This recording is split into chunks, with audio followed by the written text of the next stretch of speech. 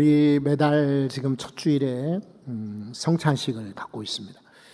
혹자는 대부분 그런 생각들 안 하시지만 그래도 염려가 되는 것은 혹시 한두 분이라도 왜 우리 교회는 번거롭게 성찬식을 갖는가, 혹시 그런 마음이 있을까 조금 염려는 돼요. 근데 여러분, 이 성찬은 은혜의 기회예요. 은혜 받을 기회는 많을수록 좋은 것입니다. 1월 달에 은혜가 있고 3월에 은혜가 있고 6월에 은혜가 있고 그리고 9월에 은혜가 있습니다. 오늘 성찬식에 은혜 받는 시간들 되시기 바랍니다.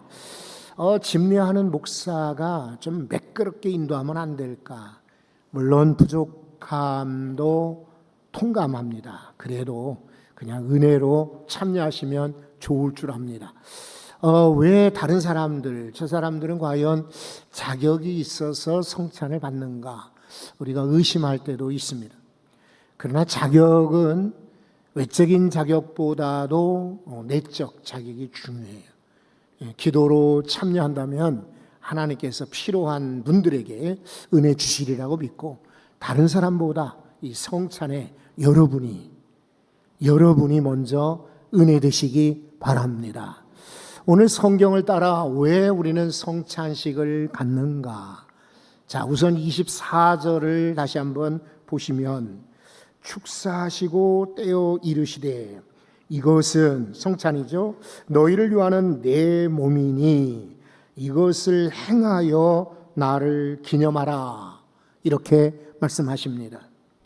여러분, 여기 기념하라라고 할 때에는 이것은 명령어로 되어 있습니다. 그러니까 해도 되고 안 해도 되고, 교회가 성찬식을 가질 수도 있고 또 빠질 수도 있고, 성도가 성찬식에 참여할 수도 있고 빠질 수 있는 게 아니라 이것을 기념하라, 명령으로 되어 있어요. 주의 명령이죠. 우리 주님은 대장 되시고 우리는 주의 군사입니다. 군사들은 대장 되시는 예수님 명령을 지켜야 됩니다. 그래서 예수님 명령 따라 이 성찬식을 우리 교회가 갖는 거예요. 여러분도 명령 따라 가지시기 바랍니다. 여러분, 길이 있는데 여기 이제 사거리에 공사가 열린 모양입니다. 그래서 차를 이렇게 외곽으로 인도하도록 이렇게 교통경찰이 수신호로 이쪽 길로 가세요라고 이렇게 신호를 하고 있습니다. 여러분도 운전해 보신 분 알지만은 누구보다도 교통 통제하는 경찰관의 이 지시에는 따라야 합니다. 그런데 나는 직진이요, 직진. 나는 몰라. 내가 가는 길은 이 길이야. 그러면서 만약에 직진하다가는 거기 공사장에 빠지거나 공사장 차와 부딪혀서 사고가 날 겁니다. 주의 명령도 맞습니다. 우리에게 유익하도록, 우리에게 필요한 것을 지시하실 때 우리는 그 명령을 따라 순종하면 됩니다. 그리고 여러분도 아시지만은 성경 따라 물론 다르지만 바울 사도가 이 구절을 적을 때는 빨간 글자로 섞었습니다. 왜 그러냐면 이것은 주의 명령이요 말씀이다. 자기가 전하는 것이 아니라 예수님의 직접 하신 말씀이라는 것을 표현하기 위해서 성경을 편집할 때 일부러 예수님 말씀은 빨간색으로 이렇게 기록이 되어 있습니다. 누가복음에 보면은 22장 19절에 이런 이야기를 적고 있습니다. 또 떡을 가져 감사 기도하시고 떼어 그들에게 주시며 이르시되, 이것은 너희를 위하여 주는 내 몸이라. 너희가 이것을 행하여 나를 기념하라 하시고. 그렇죠. 이 구절을 바울이 그대로 인용한 것입니다. 예수님도 마찬가지예요. 이것을 행하여 나를 기념하라, 명령어로 적혀 있어요. 그러니까 우리는 주의 명령 따라 성찬식을 가져야 마땅합니다. 25절을 봅니다. 식후에 또한 그와 같이 잔을 가지시고 이르시되, 이 잔은 내 피로 세운 새 언약이니 이것을 행하여 마실 때마다 나를 기념하라 하셨으니. 앞에는 떡을 이야기하고 뒤에는 지금 잔을 말씀하고 있습니다. 포도주 잔이죠. 그런데 성경은 말하기를 이것은 내 피라고 말하고 있습니다. 내 피요. 다른 사람의 피가 아니라 예수 그리스도의 피.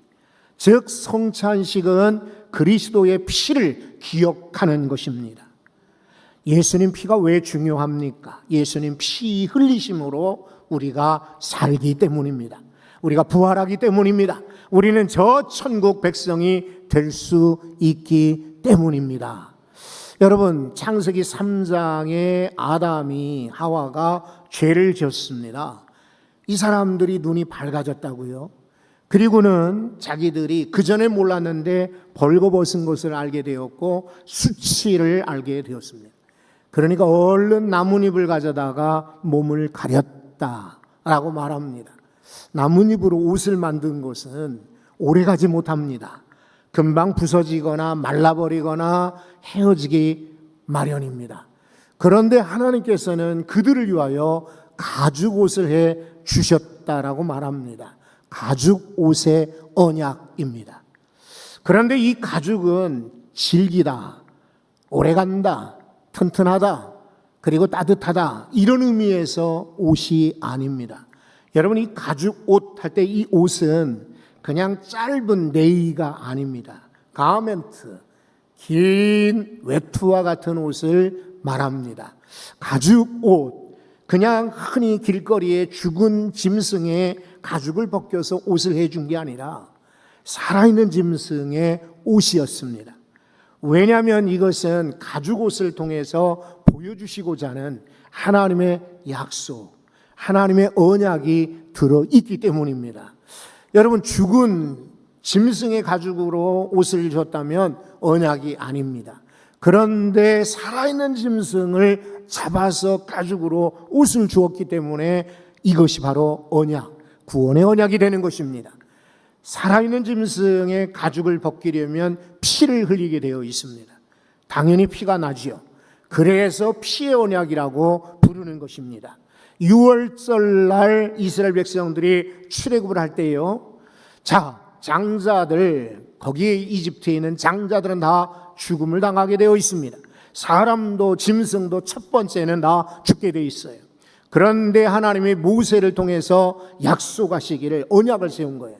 이스라엘 백성들아, 너희는 어린 양을 잡고 그 피를 문 기둥과 설주에 발라라. 그리하면 죽음을 경험하지 않고 지나갈 것이다 라고 약속하셨어요. 이게 바로 언약인 거예요. 그런데 이것은 구약의 언약이죠. 그런데 오늘 새 언약은 무엇입니까? 이제는 양이 아닙니다. 이삭을 잡으려고 했는데 죽이려는 순간 하나님이 잠깐, 그리고 어린 양을 숯불 사이에 발견하게 만드셨죠.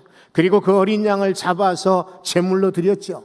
그것은 구약의 언약이지만 예수님은 더 이상 짐승으로 우리를 구원하는 것이 아니라 자기의 피로, 내 피로 말미암아 너희를 구원하리라 라고 약속하시는 새 언약인 것입니다. 여러분, 오늘도 성찬에 참여하는 이들은 이 새 언약에 따라 다 구원받는 주의 백성들 되실 줄 믿습니다. 그런데 조심할 것은 아무런 믿음도 반응도, 그리고 도저히 나는 믿기지 않는데 그냥 엄마가 혹은 형제가 먼저 믿는 어떤 집사님이 저 성찬에 참여해 이래가지고 성찬만 먹는다고 구원이 아닌 거예요. 그것은 믿음이 전제되어 있는 거예요. 성경의 약속을 먼저 믿는 것입니다. 그 후에 이 성찬에 참여하게 될 때에 우리 모두가 다 구원받게 됩니다. 그래서 구원의 약속으로, 표징으로 성찬에 참여하는 거예요. 피 중요하죠. 자, 이제 세 번째는 26절입니다. 26절은 한번 다 같이 읽어보시죠. 너희가 이 떡을 먹으며 이 잔을 마실 때마다 주의 죽으심을 그가 오실 때까지 전하는 것이니라. 아멘. 그의 죽으심, 주의 죽으심을 다시 오실 때까지, 재림의 때까지 전하는 것이다 라고 말하고 있어요. 선포입니다. 여기 성찬이 선포가 아니라 성찬에 참여하는 것이 선포라는 말이에요. 그러니까 우리는 지금 예배 시간에 제일 중요한 시간이 바로 설교 시간이라고 배웠잖아요. 물론 찬양 중요합니다. 기도도 중요합니다. 신앙 고백 중요합니다. 축도도 중요합니다. 봉헌 중요합니다. 그러나 예배의 꽃, 예배의 핵심은 특별히 기독교 예배의 가장 절정은 설교에 있습니다. 그렇다면 이 설교는 우리는 대부분 듣는 설교에 그칠 때가 많습니다. 솔직히 그렇지요. 여러분, 우리가 회중석에 앉아 설교 들을 때는 오로지 설교에만 집중하게 되나요? 그렇지 않을 때가 있죠. 가끔 보면은 핸드폰이 울리기도 합니다. 신호가 뜨기도 합니다. 문자가 떠오르기도 합니다. 그러다 보면은 궁금해서 무슨 급한 일이 있을까? 우린 열어봅니다. 성경을 보려다가도 나도 모르게 갑자기 속보가 나오고 문자가 나오면은 다른 데 신경을 쓸 때가 있습니다. 그리고 여러분도 이해하시겠지만은 오랫동안 앉아있기 불편한 분도 계십니다. 그러다 보면은 화장실 가고 밖에 나가신다고 문 열고 나가실 때가 있습니다. 그런데 여러분, 세상에 어느 설교자가 중간에 휴대폰을 열어볼까요? 어느 설교자가 오줌 마렵다고 밖으로 나갈 것 같아요? 어느 설교자가 설교 안 하고 예배 끝나고 저 사람 좀 만나야 되겠다, 머릿속으로 약속하는 사람이 어디 있어요? 물론 이제 설교자도 머릿속에 이런저런 생각이 지나가기도 해요. 왜 누구는 안 나올까? 오늘은 많이 나오셨네. 오늘은 왜 안 오셨을까? 이런 궁금한 새신자, 이런 또 우리 교회 원로 장로님 같은 분들, 권사님 같은 분들은 이제 걱정도 사실은 할 수도 있어요. 그래도 대부분 여전히 아마 제 경험으로 볼 때 95% 이상은 설교에 집중하지 않나 싶어요. 그런데 저도 다른 사람이 설교할 때 회중석에 앉아 있어 보면은 다른 생각이 스쳐 지나갈 때가 있어요. 그게 아마 여러분도 그러실 줄 알아요. 그러니까 우리는 수동적으로 듣는 설교에 익숙하지요. 그래서 오늘 무슨 말씀하시나, 어떤 설교하나, 그럴 때 그냥 고개 끄덕 아니면 아멘하고 반응을 할 때가 있어요. 그런데 이 성찬은 그게 아니라 능동적으로 우리 이 설교에 동참하는 것입니다. 이 자체가 설교예요. 그리스도를 증거하는 증거란 말이죠. 여기에 우리는 눈으로 봅니다. 떡을, 그리고 잔을. 그리고 우리는 귀로 듣습니다. 이 인도자의 집례에 따라 지금은 회개기도 할 때이구나, 지금은 감사기도 해야지, 그리고 지금은 이왕에 이 성찬을 받았으니까 결단을 해야지. 귀로 듣는 설교, 게다가 입으로 체험합니다. 그래서 보통의 경우는 그냥 카스테라가 입안에 들어올 때 그냥 사르르 녹기도 합니다. 또 어떤 경우는 입이 까칠까칠해가지고 이게 금방 삼켜지지 않을 때가 있습니다. 그리고 포도즙을 마실 때도 마찬가지입니다. 일부러 알코올을 넣지는 않았어요. 무알코올이죠. 무알코올이지만은 오래됐기 때문에 식초와 같이 신맛이 나고, 그리고 단맛이 나고, 우리 교회 성찬식 포도주는 아주 향도 좋습니다. 그러다 보면은 입으로 드시면서 느낌을 가지실 거예요. 여러분, 이렇습니다. 우리가 그냥 회중석에 앉아서 듣는 설교와 차이가 무엇입니까? 이 성찬은 그리스도의 죽으심, 그리스도의 희생, 그리스도의 고난을 우리가 직접 참여하는 것입니다. 그래서 유익한 거예요. 그러니까 오늘 성찬에 참여하면서 그리스도를 확실하게 만날 수 있기를 바랍니다. 여러분, 누가 뭐라고 그래도 성찬은 은혜의 수단이에요. 은혜의 수단이에요. 다른 것은 우리가 상처, 다른 시간에는 우리는 조금 불쾌함, 다른 순서에는 만족치 못한 그런 시간이 일 수도 있어요.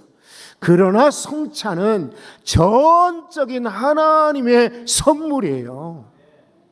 선물. 은혜로 받으시기 바랍니다. 그리고 이 성찬에 참여하면서 우리는 저 하늘나라 잔치를 예표하는 것이거든요. 이 자리에 성찬에 참여하는 것은 훗날 저 천국의 큰 잔치에 여러분이 앉아 있을 것을 예고하는 예고편이에요. 그러니까 여러분들이 한번 돌아가셔서 나중에 집이 아니라 천국으로 가셔서 한번 그때 기억이 나시면 돌아보시면 좋을 것 같아요. 그렇지, 내가 평화교회에서 성찬에 참여했을 때에 목사님이 그렇게 설교하셨어. 우리가 성찬에 참여하는 것은 천국잔치를 미리 맛보게 하는 맛보기, 예표라고 하셨는데, 내가 지금 천국에서 이 잔치하는 걸 보니까 그때 바로 성찬식은 이 날을 위한 예고편이었구나. 여러분들이 다 아마 체험하게 되실 것입니다. 여러분, 구약에 다윗 왕 있죠. 이 사람이 초년에 고생을 많이 했습니다. 왕이 되고 나서도 고생을 많이 했어요. 그런데 세월이 조금 이제 편해졌어요. 그러고 나니까 이런저런 이제 고마운 사람들 떠올리게 됩니다. 우리 그렇잖아요. 막 먹고 살고 아기들 키우고 그냥 막 뭐 마련한다고 정신없이 살 때는 그냥 고마운 줄도 모르고 이렇게 지났는데 어느 정도 안정되고 자리 잡히면은 이제는 부모님도 친척들도 형제들도 친구들도 옛 스승들도 돌아보게 되죠. 다윗도 이제 마음이 편했는데 가만히 생각하니까 혹시 사울왕, 자기하고 예전에는 적이었으나 사울왕, 그 사울왕에는 아들이 있었죠. 그 아들 중에 요나단 왕자가 있는데 하필이면 나이 차이는 있는데도 다윗과 무척 친했죠. 그리고 요나단 덕분에 죽을 고비를 넘겼죠. 요나단은 아주 뜨겁게 다윗을 사랑했죠. 그래서 혹시 동성애를 옹호하는 이들은, 그리고 비판하는 이들 가운데도 다윗과 요나단은 동성애자였다라는 이상한 소리를, 아주 쓸데없는 소리 하는 이들도 있을 정도로, 오해받을 정도로 굉장히 가까웠죠. 그러니까 이 다윗이 요나단을 기억하고 추억하다 보니까 생각난 거예요. 신하들에게 이야기합니다. 자, 여러분들은 한번 찾아보시오. 혹시 사울왕, 왕족에 누가 남아있는지 살아있는지 찾아보시오 라고 신하들에게 공포했어요. 그 중에 어떤 사람, 시바라고 하는 어떤 인물이, 제가 압니다. 요나단 왕자의 아들을 알아요. 얼른 가서 데려와라. 그래서 이제 찾아가는데, 여러분, 이 사람은 참 불우한 인생을 살았어요. 과거에는 할아버지가 왕이셨잖아요. 자기 아버지가 왕이었잖아요. 그리고 얼마 후에 자기가 또 왕이 될 수도 있었잖아요. 그럼에도 불구하고 갑자기 이 사울왕가가 몰락하죠. 그리고 하루 한 날 아버지도 죽고 할아버지도 죽었어요. 그리고 나서 이 난리통에 시녀가 이 아이를 안고 도망을 가는데 그만 아이를 떨어뜨렸어요. 5살 어린 나이에 아이를 아마 좀 높은 데서 떨어뜨린 것 같아요. 그래가지고 일부러 떨어뜨린 게 아니라 실수로 다리 둘을 다 절게 되었어요. 두 다리를 절었어요. 그리고 다윗이 혹시나 자기 할아버지도 그리고 아버지도 전쟁에서 이렇게 죽게 했으니 혹시 나도 죽일지도 모르겠다 그래가지고 아예 이름도 바꿔가지고, 그리고 저 시골에 몰래 사는 거예요. 여러분, 지금도 다리 장애 가진 분들이 불편하기 짝이 없습니다. 그 옛날에는 더 했겠죠. 그리고 자기가 왕족이라는 것을 말할 수 없어요. 그러니 얼마나 어렵게 살았겠어요. 그런데 어느 날 다윗의 신하가 와서 이 사람을 찾는 것입니다. 무비보셋이라는 인물인데 어디 있느냐? 어떻게 저를 여기 숨어 있는데 아십니까? 왕이 너를 찾는다. 여러분, 여기 시골에서부터 다윗 왕까지 올 때에 기쁜 마음이 들었을까요? 겁나는 마음이 들었을까요?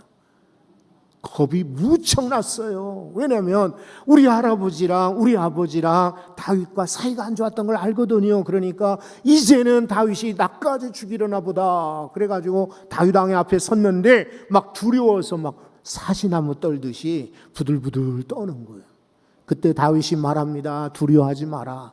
그리고 이리로 올라와라. 너는 앞으로 내 상에서 함께 먹을 것이다. 너는 내 왕자의 한 사람, 내 아들처럼 될 것이다. 라고 복을 내려 주었어요. 복을 주었어요. 여러분, 이 사람의 인생은 확 바뀝니다. 처음에는 왕족의 그 후손으로 사실은 모자람이 없었죠. 그러나 비극은 할아버지와 아버지가 죽고 나서 피난 갈 때부터 그 인생에 비극이 시작됐지요. 그리고 지방에 살 때 그는 개같이 살았다. 실제로 자기가 그렇게 고백합니다. 사무엘 하서 9장 7절에 보면 왜 개와 같은 저에게 은혜를 베푸십니까? 라고 고백합니다. 개처럼 살았어. 그런데 다윗이 불렀어요. 그리고 상에 초대했어요. 그리고 왕자의 지위를 주었어요. 땅을 주고 재산을 다 사울왕이 남겼던 재산, 집이며 땅이며 다 그에게 주어라 그랬어요. 여러분, 이 무비보셋은 왜 성경에 기록했을 것 같아요? 다윗이 정이 많더라, 은혜를 갚았더라, 그리고 다윗이 참 불쌍한 일을 건져주었다, 그런 도덕적 교훈 때문에 전해주는 게 아닌 거예요. 여러분, 이 무비보셋은 우리와 같은 인생인 거예요.